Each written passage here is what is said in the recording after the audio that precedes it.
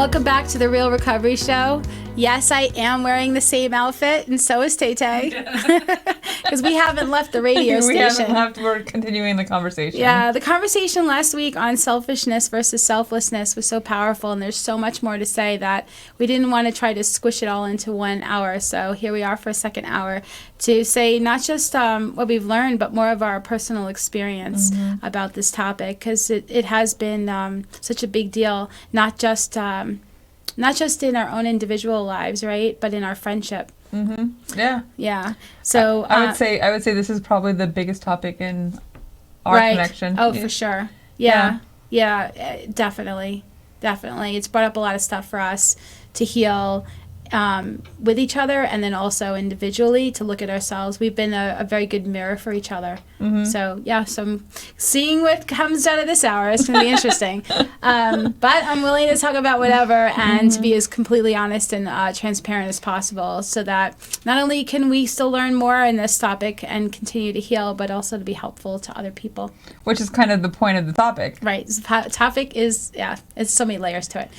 So, we were talking about selfishness versus selflessness, and if you haven't seen the other episode, I really highly suggest you go see it, because we really defined selfishness and selflessness in it. And so it really comes down to, for me, whether or not I'm operating from an I standpoint or a we standpoint, and whether or not I'm operating from a little self perspective or a self with a capital S. Self with a capital S for me means that it's coming from a deeper intuitive place, a place where maybe I don't have like a story attached to it. But I could always tell when I am doing something from a story of myself instead, because there's a projection of the who I think I am and how I want the world to be.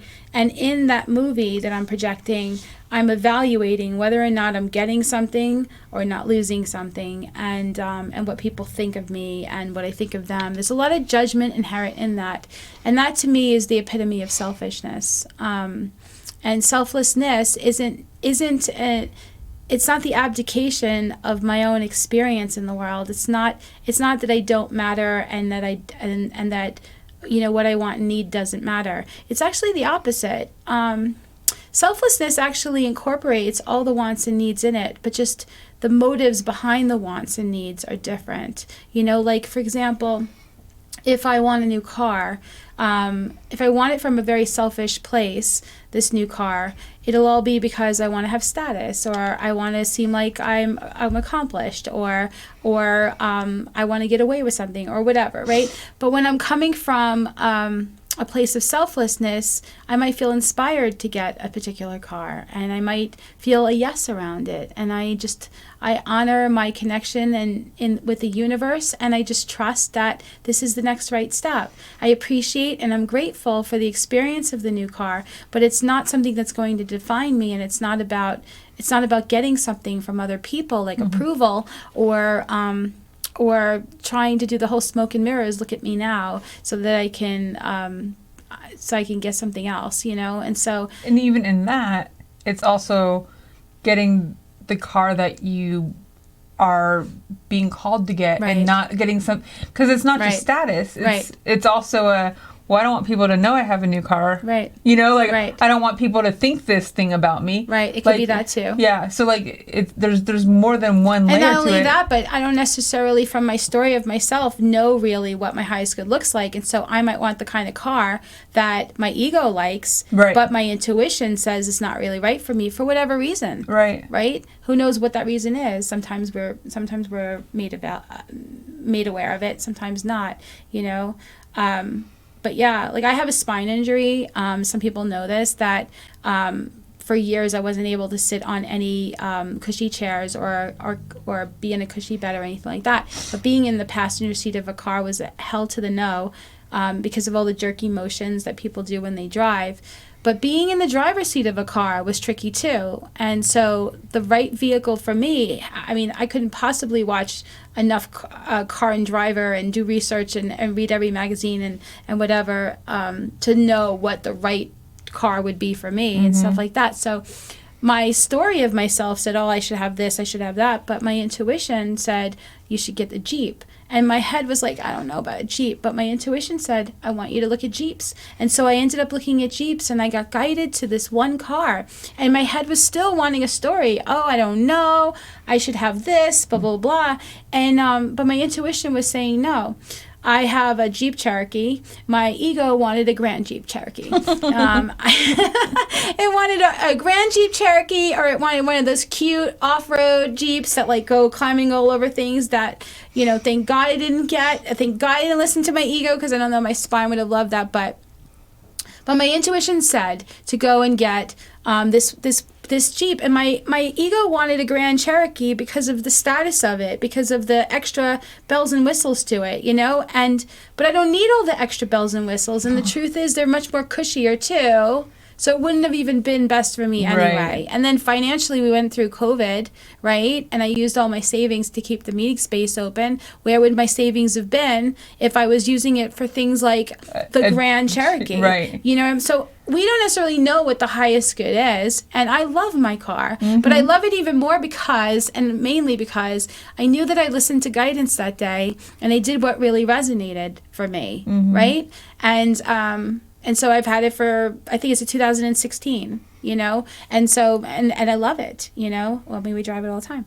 But that's what I mean. So selflessness doesn't mean that your needs don't matter, your wants don't matter, and your social your joining with other people doesn't matter. That's not what selflessness means. It means it's the abdication of the concept of self, the story of who we think we are, the overvaluing status and appearance and you know, money, you know, metal discs and paper strips, and deciding that this is where our value is, this is what our self-worth is. It's letting go of that, and by the experience of letting go of that running on self, little s self, we drop into a deeper place where we're listening and honoring our yes and our no. And the selfless experience is one of joining. It's one of honoring and trusting that everything is provided, and accepts graciously when something is given, right? Where selfish would be like, gimme, gimme, gimme. Right. But selfless trusts everybody has what they need, right? It's not taking, it's not losing. It's all about joining and appreciating and trusting in the overall understanding of that there's more than enough for everybody, rather than from a lack mentality that selfish goes and like it's like Smeagol with the precious, and is like and is constantly saying, I don't have enough, I can't be enough, I'm not enough, right? And so it has to always be guarded, right? The ego's always guarded. The story of ourself is never enough. It can never be enough. The story always changes. It can never be enough, right?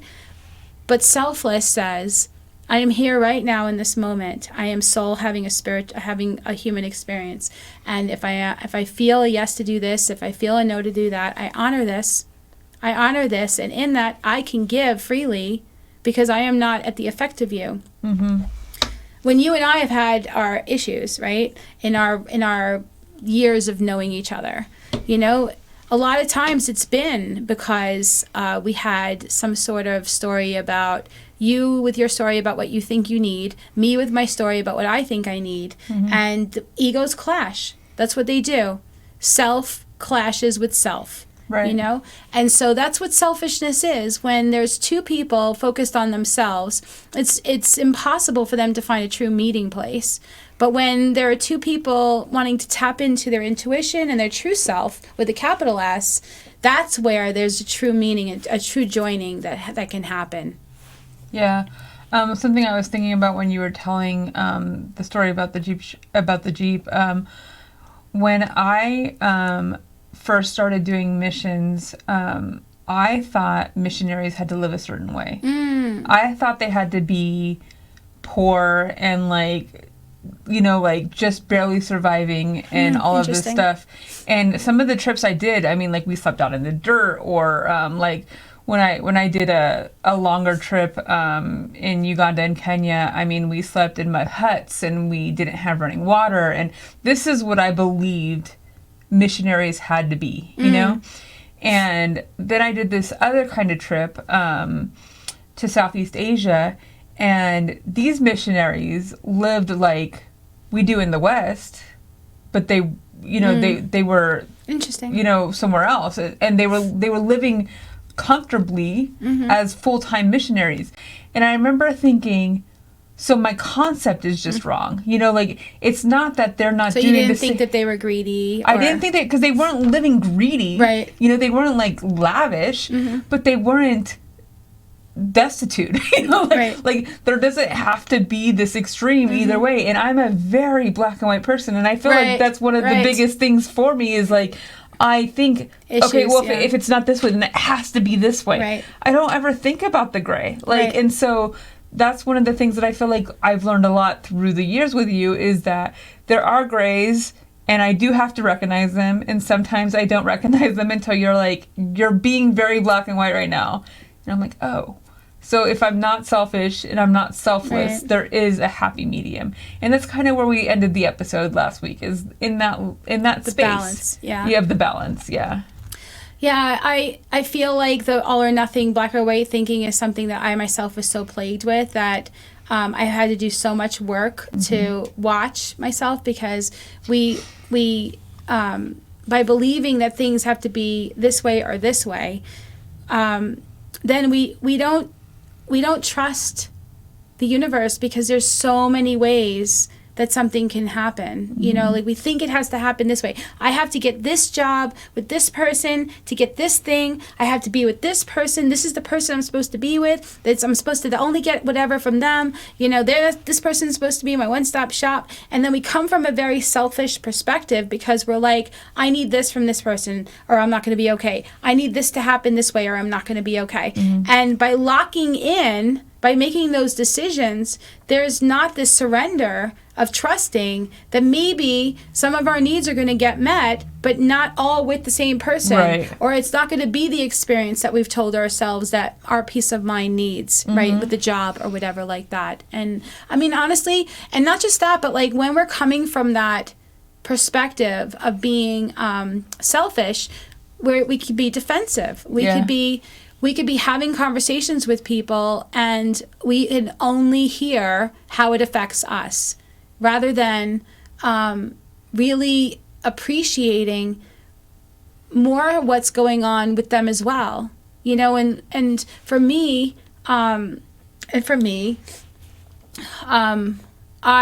have had big triggers around, you know, having conversations with people, and them only wanting to talk about themselves. I've had big, huge triggers around talking to somebody about what's going on with me and having them want to talk about themselves. I have felt triggered because of my own unhealed PTSD, right? Like, nobody's evil, right? And so, but in my experience, that was like really super difficult for me. Now, I'm going to tell you this. I've been, like I said in the last episode, I've been on both sides of this pendulum. I have been the person who was like self-abandoning and, you know, don't look behind the curtain, and I'm just going to focus on you, and I'm going to be everything for you, and I don't have any needs. I shouldn't have any needs, like kind of like your concept of a missionary, right? And then I would swing past normal, and I would be the other extreme that was all like, nobody cares about me. I need to like take hostages, and I need it to only be about me. And it's both of those were extremes. You know, just like if I stuff my feelings, it's going to come out sideways. You know, if I starve myself, I'm going to be starving.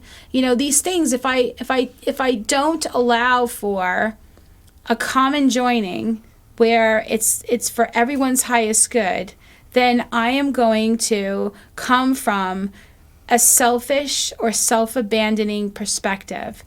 I am not going to be able to be a team player. I am not going to be able to join in the we that we learn gets us into deeper recovery, right? And so when I was a kid, I would tell my mother something was bothering me, and she would ignore me, and tell me I was being a drama queen, and she would leave the room, and I just had such an issue with that. You know, I had such an issue with that. And I would have to say that maybe that particular thing, like, I've forgiven my parents, and I really understand, like, what was going on with them. So it's no longer something like a resentment I have towards them. But there is a part of me, like the little girl in me, there's a part of me that's still holding on to some of the narrative of that. That I know this is true because if I feel like I'm interacting with somebody and it's becoming too much about me or too much about them in some way that doesn't intuitively feel right,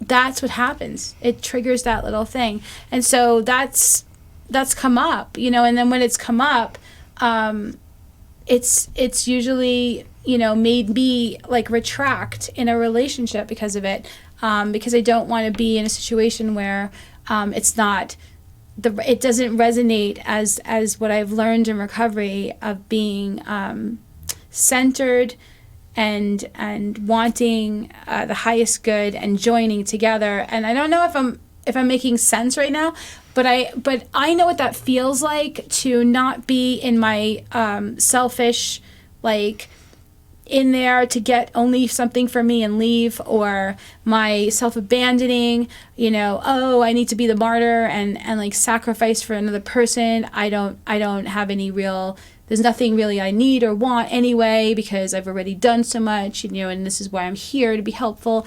And like those two extremes, I don't want to live in those headspaces, and so I don't like interacting with people who are wanting me to self-abandon or who are being selfish, like with me. And so it's interesting. I mean, the topic is interesting because more gets revealed. My goals and the way that I look at my own healing, I can see when something comes up to heal, I've lost some peace and where I need to work on something. And usually it has something to do with either, I'm telling you, when I ever lose any peace, it's either I have a concept of myself as the martyr and I feel like I'm being manipulated, or I have a concept of myself needing to be alone and I'm being selfish. I have a story of myself. I gotta somehow protect myself or something like that. And it's just old scripts. I meditate every day. I talk to God every day, all day. And so when a script comes up in usually a romantic relationship of some sort or an interaction, if it comes up, but it can come up at any point, it is something like, am I not letting go of the results of this? Am I attached to this being a certain way? Am I not looking out for the highest good of everybody involved? Like, where am I on this line? Where am I in this spectrum? I need to be able to make sure that I get recentered, and let go of all my selfish, self-seeking, or self-abandoning motives. Mm-hmm. What's interesting is in the last episode we talked a little bit about like when you told me that it was okay to feel my feelings. I feel like this is also something because I think about like our first fight, and how I was like, oh my gosh, she's never going to speak to me again. She hates me now. Like, she's never going to want to talk to me or be around me, or I'm losing everything. Like, all or nothing. Because it's all or nothing, right? But selfishly, I was grateful when you were like, well, let's talk about it. Let's work it out. And I'm like, what are these foreign languages like she keeps talking about? Like feel feelings, work things out, like still love each other. Like, I don't understand how any of this stuff really works, because I never really got that peace. Like I talk about a lot how I'm not good at relationships, or I didn't used to be good at relationships, or however you want to put it. But I feel like when God was handing out the relationship thing, or the gray thing, or the feeling thing, like he missed me that day, like or you were sleeping. I was sleeping during that part of the putting everything together, as we all were. but this thing where you are able to reconcile what you need to work on or what you need to heal, I selfishly want that because I'm like, oh, okay, so there is another level to this, like, you know. But is it really selfish to want that, like, idea of, like, healing and leveling up and all that stuff? Or is it selfless? Or is it finally that balance? I learned something recently that speaks to this that helped me tremendously. Somebody said something to me, and I was like, oh.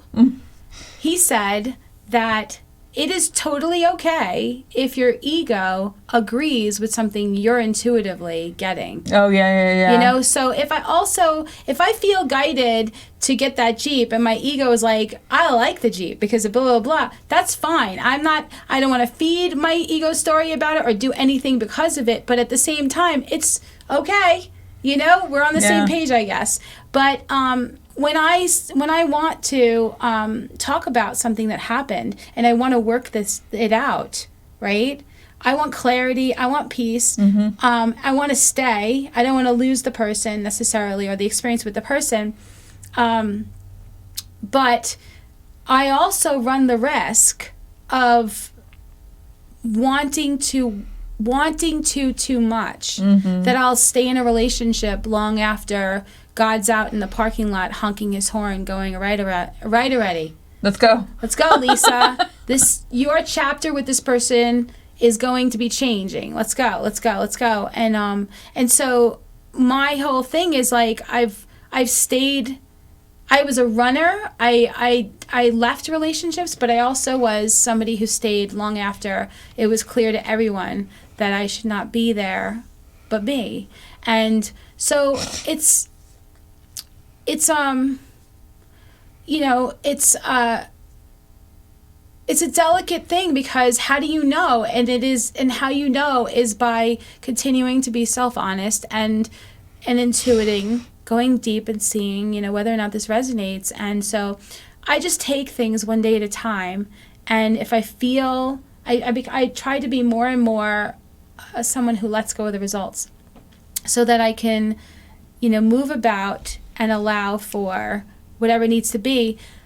It's not that I don't care about the relationship. It's just that I also care about the highest good. And I don't really know what that looks like.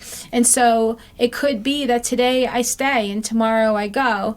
But I want to make sure that I'm doing what really feels right and not reacting from a story about who I think I need and my rights and all that and running, or, you know, give them another chance. I believe in miracles and staying. It's more about being true to you know, being true to myself and saying, all right, you know what? This isn't feeling like a yes anymore and I want to let go. You know, and honoring that and not being in relationships for the potential of them. But that's a whole different topic. But when it comes to being selfish, you know, just because we feel good about something we do doesn't mean that we're being selfish. Right. Just because we gain something from it doesn't mean we're being selfish. We can get paid. We can get a lot of money even. It doesn't mean that we're being selfish. What makes us selfish is when we're only concerned with ourselves. Right.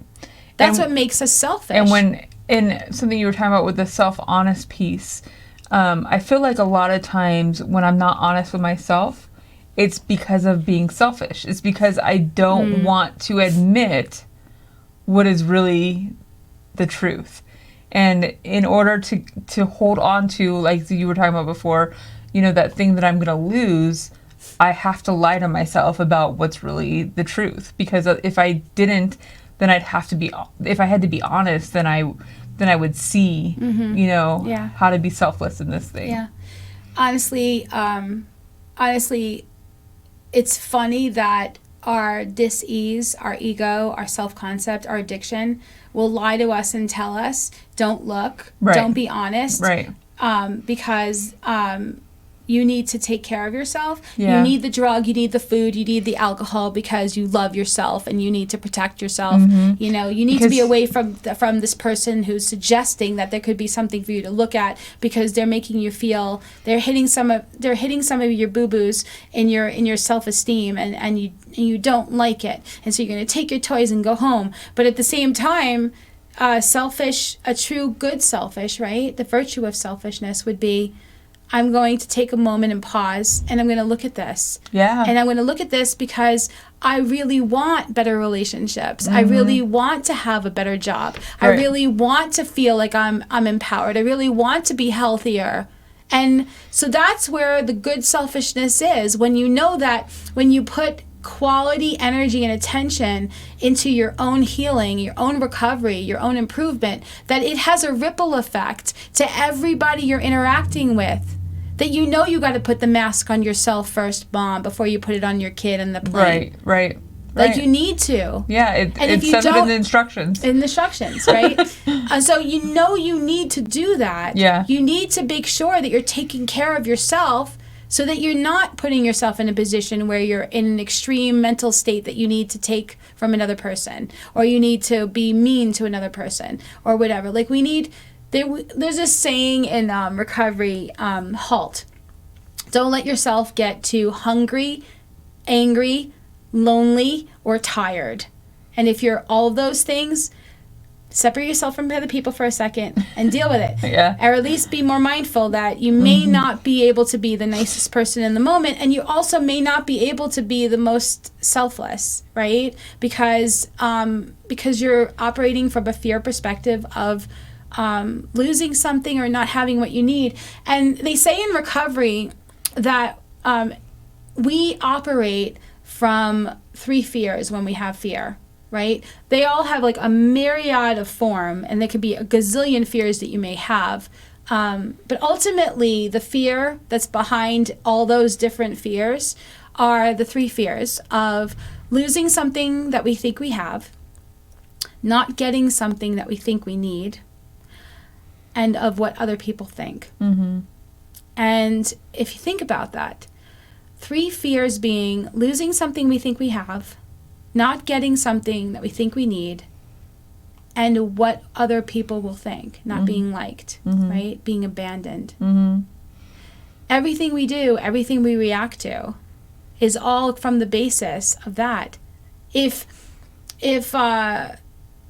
maybe you take my car out, right? And hypothetically, and you don't end up doing something that I feel like I need you to do with the car, right? And I get angry, right? It's because I'm afraid that something's going to happen to the car. Right. Right? I'm afraid. Then, let's say I don't get angry, or I do get angry, but I don't show it, right?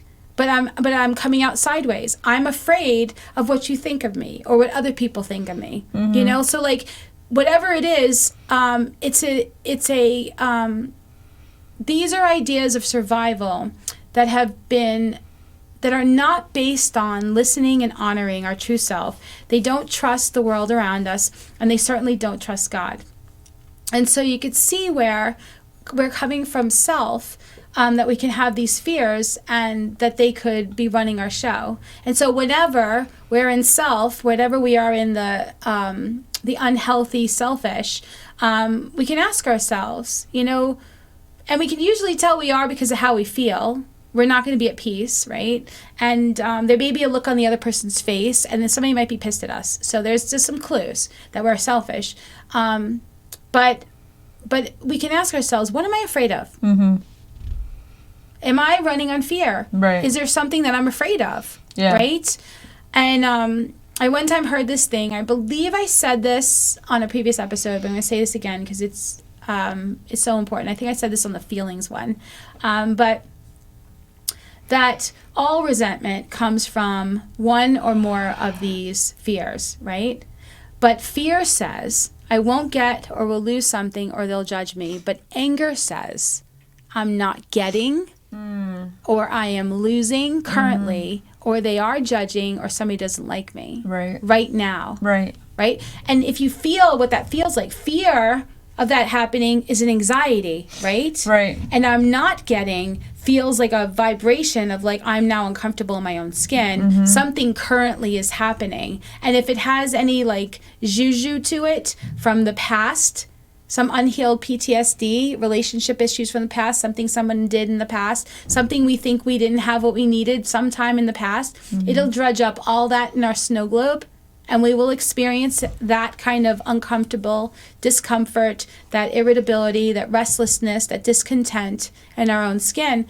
And it's more likely that we'll end up doing something to change the way we feel, which is why they say that anger is a dubious luxury of normal people. Because when we have addiction that's right there to tell us, you have a feeling we don't like, do something about it now. Anger is one of those that really rattle our cage with all of its self-righteousness to it, that make us so uncomfortable, separate us from everybody else. We're less than or more.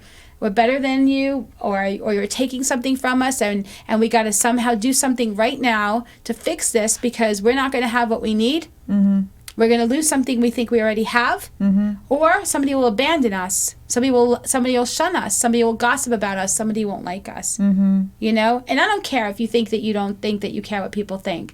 I think everybody on some level, if they have any kind of self-concept, cares what other people think. From what they dress, from what they do. I mean, it just manifests differently. You don't need to necessarily be like, you know, insecure, biting your nails about it, but you could definitely be concerned with what other people think in a way that affects your decisions about what you're doing when you're activated in that. So fear says I won't get, or I'll lose, or they'll judge. And anger says I'm not getting, or I am losing, or they're judging.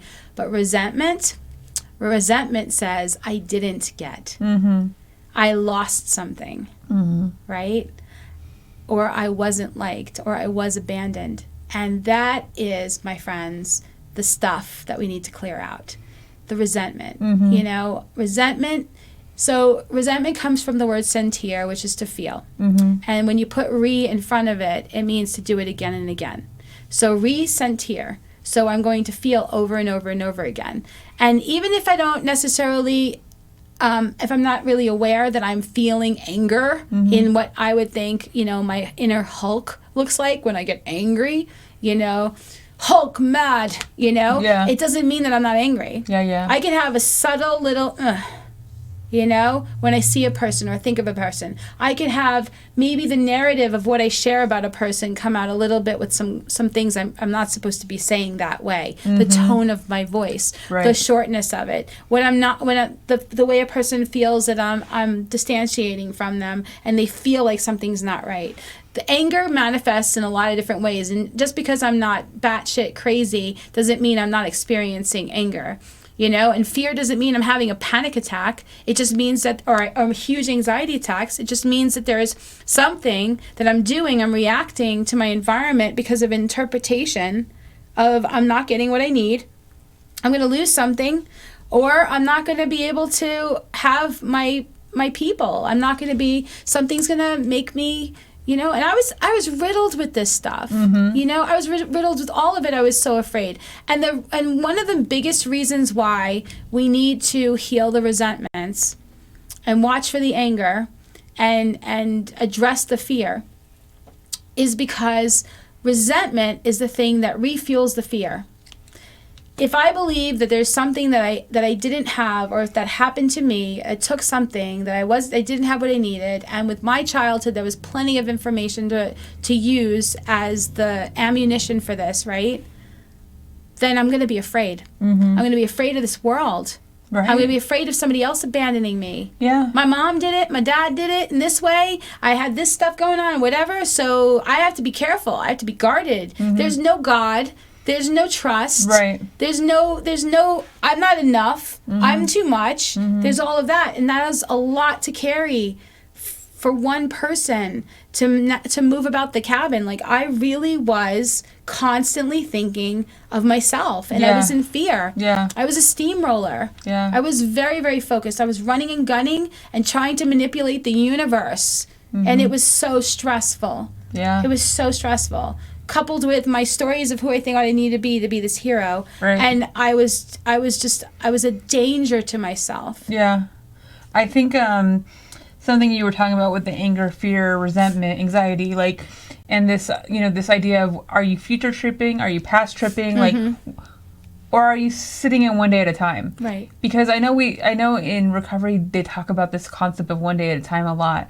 And I was thinking about when I was pretty new in recovery. I really wanted a drink, and I didn't want to drink because I wanted a drink. I actually never wanted to be as sick as I had been when I got sober, but I felt like I was missing out, you know? Like, it was MySpace at the time. So I was looking at all these pictures of people on MySpace and like, you know, all the fun they were having without me, because they still partied without me. Like, I thought I was the reason they partied, but no, the world does not revolve around me ever. And so this idea of like, now I'm missing out. Now I don't have this connection with people, and I'm never going to have this connection with people again. And it's all my fault. And why can't I do it normally? Like, why can't I be healthy? Like, why can't I do this? Why can't I do that? And having to like be told to get into a place of a one day at a time. And I still do that today. Like, I'll be future tripping about, when am I going to finish my PhD? When am I going to do this? When am I going to do that? Like, when am I going to, you know, and there's... Or the car, even. Yeah. Like, Tay just had her car stolen. Yeah. And it's been an interesting lesson in it. Like, the how do I trust that I have everything that I need?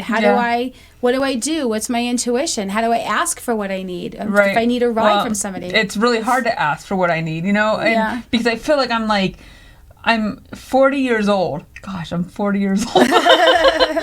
And I'm asking people for rides. Like, it's like humbling to a different degree than I expected at 40 years old. Yeah. And I'm not just like I'm a 40-year-old professional. Like, like, it's not like I don't make money. Right. Like, and it's funny because I've talked about a little bit on the show how, you know, I've been working out this year, and I'm, you know, like changing my lifestyle and stuff like that. And I've really been talking about getting a bike and like just riding a bike, because I don't live super far from work. So it's not like it's unreasonable for me to ride a bike to work.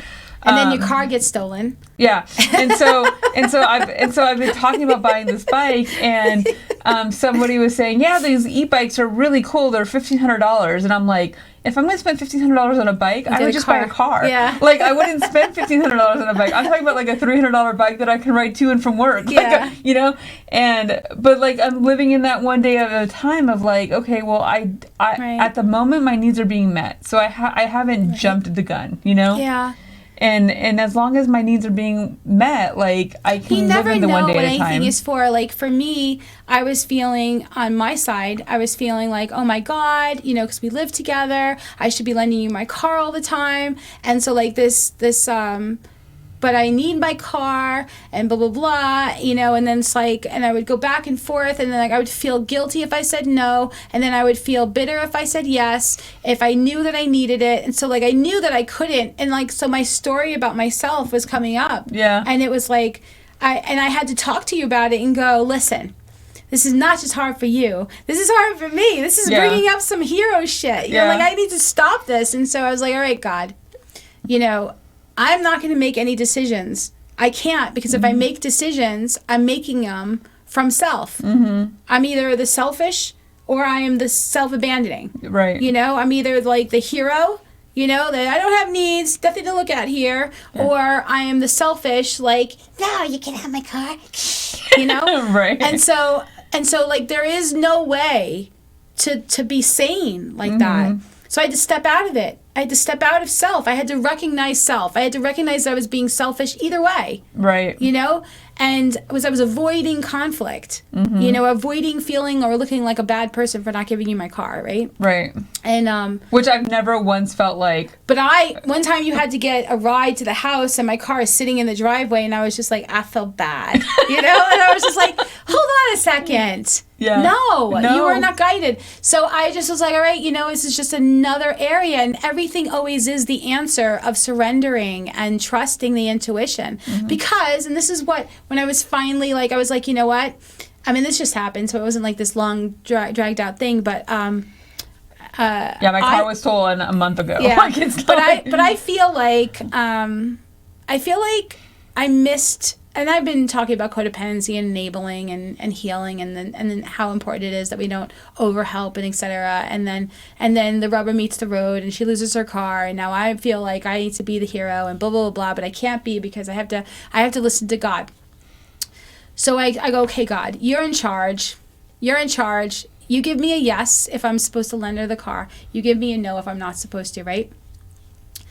And so I exhale. But then what was interesting, I think that's good enough. I think this is great. Okay, I just trust, right? I have enough peace in that. But wait, there's more. my intuition now can be heard, right? So my intuition says, you don't know why her car was stolen. You don't know what this is for. Maybe she is supposed to get a bike. Maybe she's supposed to ask for help. Maybe she's supposed to have certain conversations and connections with certain people that are going to give her a ride that she wouldn't have if she wasn't in this position. And who are you to play God? Right. You have no idea. Right. And I was like, whoa. I was like, what am I doing? Of course. I don't know what anything is for. Or maybe my car was going to blow up because it was kind of falling apart. That's the other part. Like, she had something wrong with her car and she went to go get it fixed. And intuitively, we both felt not to fix all the things that the car all of a sudden had all these issues, and we just felt to fix these couple of things, and then the car gets stolen, and we listened to guidance, and we're like, oh, thank God. Right. This could have been more expensive than it was. Oh my God, that was like crazy. But that's the point, you know? If we listen to the stories in our head, we could be crazy, making crazy decisions, and then resenting and regretting these decisions, right? And what brought us to more of a harmonious situation around this whole thing is the two of us looking at what it was bringing up for us and honoring our issues, you know, and saying, okay, my issue, that old codependent needing to be the good person, you know, BS came up, and a fear of something happening in the car came up. I had to process all my stuff, you know, even like the bringing of my car to your work where your car got stolen at 4 or 5 in the morning. You know, it was like my mind was like, well, what if my car gets stolen? You know, so the fear of losing something, you know, the fear of not being liked, you know, like whatever it is. And so to face it is freedom, because then it's like, you know what? Come on already. I don't know what your highest good looks like. And maybe you're supposed to get a bike and we're supposed to go riding and we'll continue this 2023 challenge that you sucked me into. You know, and then like that I've done 600 miles so far. But yeah, I don't know. But it's, you know, when we see it from a perspective, and we see situations from a perspective of it being a classroom and helpful, that things are happening for us and not to us.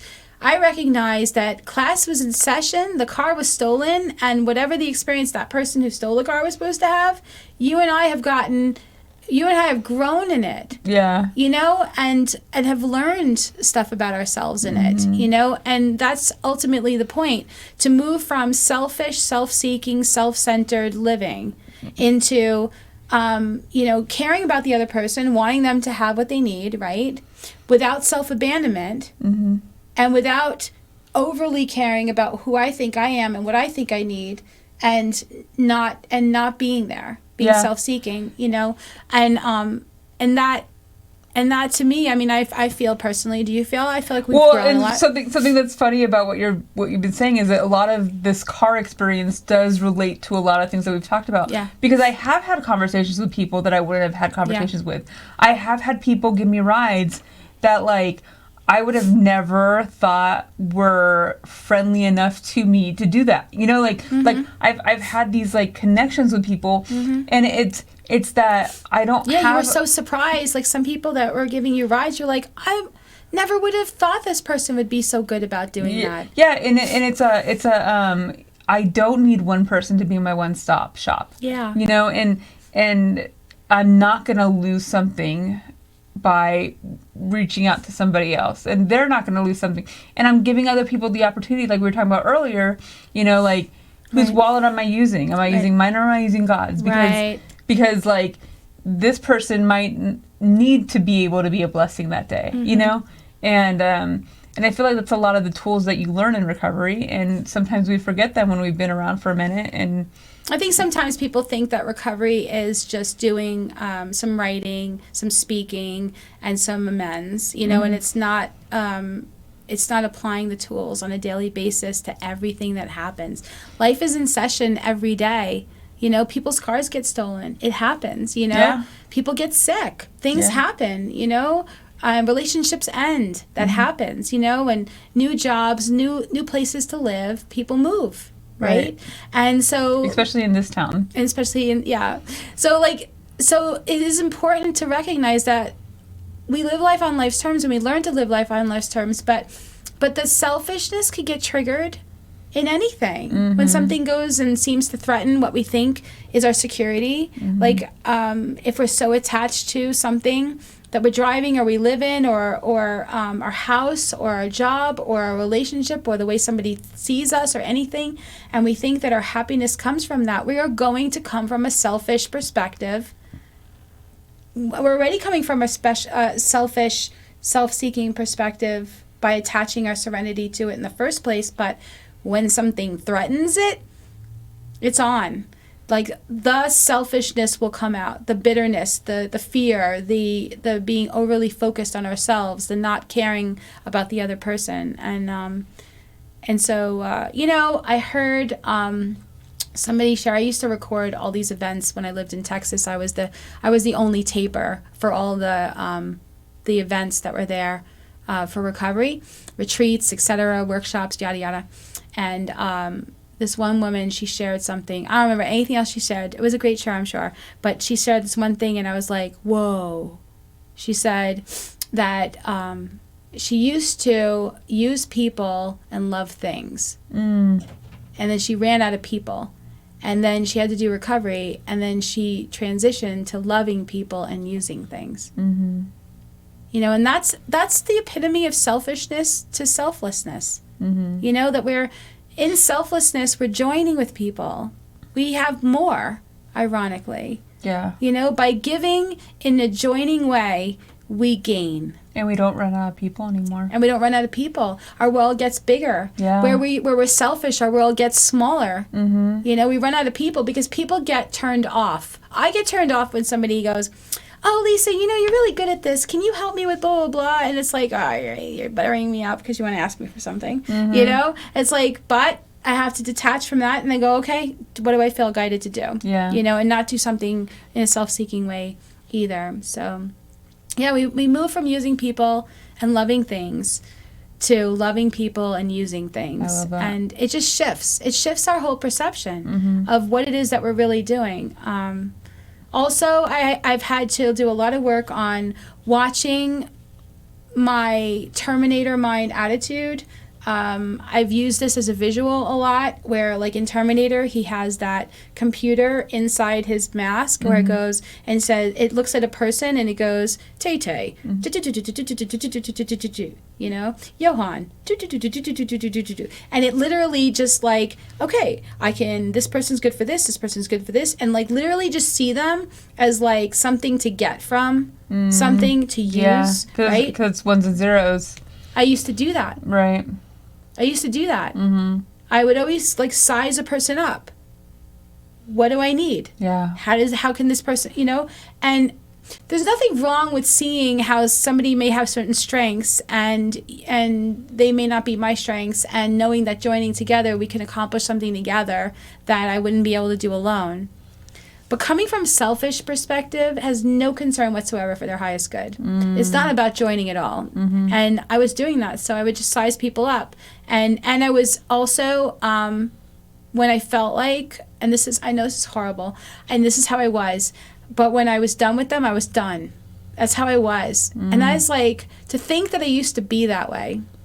Like if somebody was just, not useful in that way, I just carried on what was done to me, and I really, truly believed that thing. I was so selfish, so self-absorbed. No wonder my life was so miserable.